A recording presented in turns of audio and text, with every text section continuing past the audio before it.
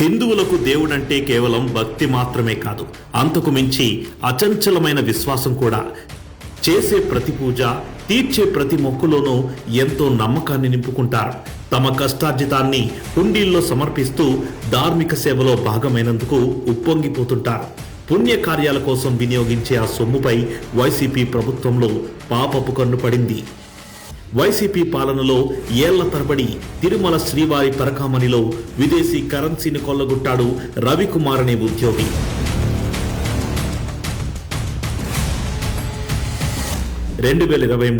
April 29న రవికుమార్పై అనుమానంతో సిబ్బంది తనిఖీలు చేయగా ఈ విషయం వెలుగులోకి వచ్చింది. రవికుమార్ అక్రమంగా దోచుకున్న శ్రీవారి సొమ్మెంతో తెలిస్తే మీరు ఆశ్చర్యపోతారు. అది అక్షరాల దాదాపు 112 కోట్ల రూపాయలు. కానీ సీజ్ చేసింది మాత్రం 9 విదేశీ కరెన్సీ నోట్లు మాత్రమే. ఈ కేసులో నిందితుడైన రవికుమార్ను అరెస్టు చేసి దర్యాప్తు చేయకుండా వైసీపీ పెద్దలు లోక్ అదాలత్లో రాజీ కుదిర్చారు.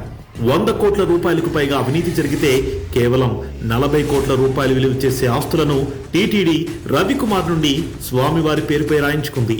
ఈ పంచాయతీకి ప్రాతినిధ్యం వహించింది అప్పటి టీటీడీ చైర్మన్ భూమాన కరుణాకర్ రెడ్డి. సహకరించింది అప్పటి ఈవో ధర్మారెడ్డి. ఆంధ్రులందరూ ప్రత్యేకంగా కలియుగ దైవం దగ్గరే ఇట్లాంటి కార్యక్రమాలు జరుగుతున్నాయంటే అది మరీ ఘోరమైన పాపం.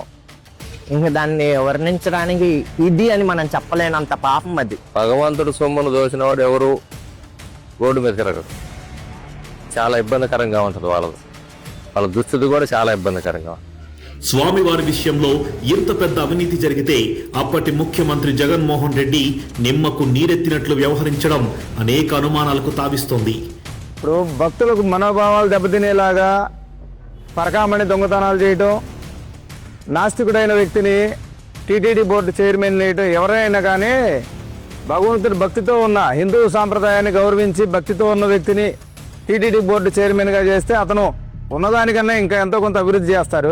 నాస్తికుడైన వ్యక్తిని చేయడం అంటే దాచుకో దోచుకో అనే దానికి 100% వాళ్ళు చేశారండి.